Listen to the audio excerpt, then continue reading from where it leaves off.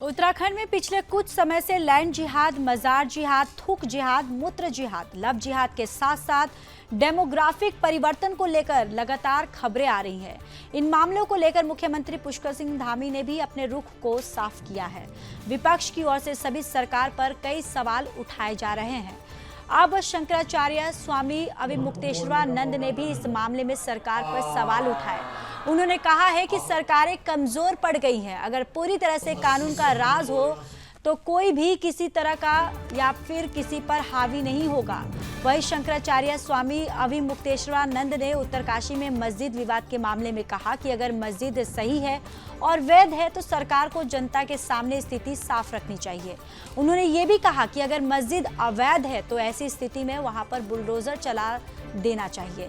कुल मिलाकर शंकराचार्य ने इस मामले में भी सरकार को कटघरे में खड़ा किया है और कहा है कि जब स्थिति स्पष्ट नहीं है यानी कि साफ नहीं है तो जनता आंदोलन करेगी, लेकिन इसमें सरकार को कागज दिखाकर साफ करना चाहिए कि मस्जिद वैध है या फिर अवैध है।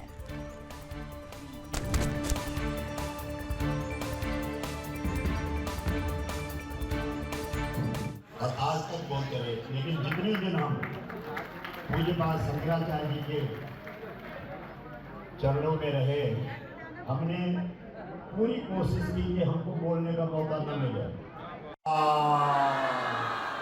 अब 80 से हमने बोलना शुरू किया और आज तक बोलते रहे, लेकिन जितने दिन हम भाई ये मुसलमानों में सुन्नत है, धर्म है कि जब कोई खाने की चीज किसी के लिए आगे बढ़ाते हैं तो थूक करके वो बढ़ाते हैं।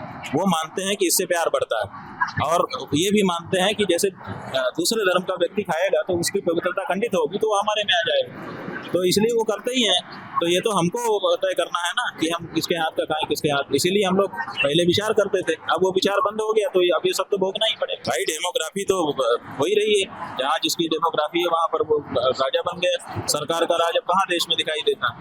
डेमोग्राफी कितनी भी बदल जाए, अगर सरकारें दृढ़ हो तो न्याय कानून का शासन हो, कानून का शासन हो तो डेमोग्राफी क्या कर लेगी। लेकिन सरकारें कमजोर पड़ गई हैं, इसीलिए डेमोग्राफी प्रभावी हो गई है। जहाँ जो ज्यादा संख्या में है वो वहाँ अपने दादागिरी चला रहा है। अब 80 से हमने बोलना शुरू किया और आज तक बोलते रहे, लेकिन जितने दिन हम पूज्य बात